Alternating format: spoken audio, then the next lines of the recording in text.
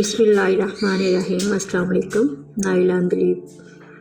आज मैं माँ के हवाले से एक पंजाबी नज़्म पेश करूँगी। जो मेरी फीलिंग्स हैं मैं वो शायरी में इसमें डाला है, उसको मैंने डाला है, तो इंशाल्लाह आपको ज़रूर पसंद आएगी। तेरे बाद में हंसना भूल गई,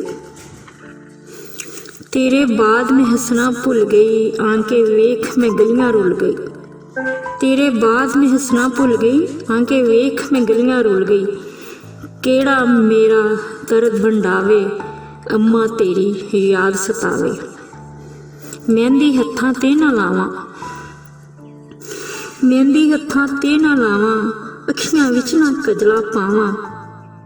मेहंदी हत्थां ते ना लावां, अखियां विच ना कजला पावां।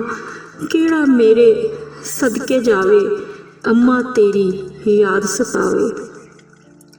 तक्का हर वेले तेरियां रावां, तक्का हर वेले तेरियां रावां, तेरा किते पता ना पावां। केड़ा तेनू मोड़ लियावे, अम्मा तेरी याद सतावे। हर थां ते तेनू लब्भां, हर थां ते तेनू लब्भां, मेले विच मैं कल्ली लग्गां। हर थां ते तेनू लब्भां, मेले विच मैं कल्ली लग्गां। कल्ली जान मेरी कुरलावे, अम्मा तेरी याद सतावे। कबर तेरी ते रोज़ में आवां, कबर तेरी ते रोज़ में आवां, रो रो के तरले पावां। जन्नत रब सोना तेनू बचावे, अम्मा तेरी याद सतावे।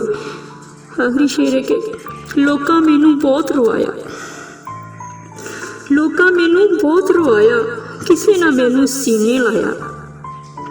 लोकां मैनू बहुत रोआया, किसी ना मैनू सीने लाया। अंदलीब दे केड़ा लाड लडावे, अम्मा तेरी याद सतावे। तेरे बाद में हंसना भुल गई, आंखें वेख में गलियां रुल गई। केड़ा मेरे दर्द वंडावे, अम्मा तेरी याद सतावे।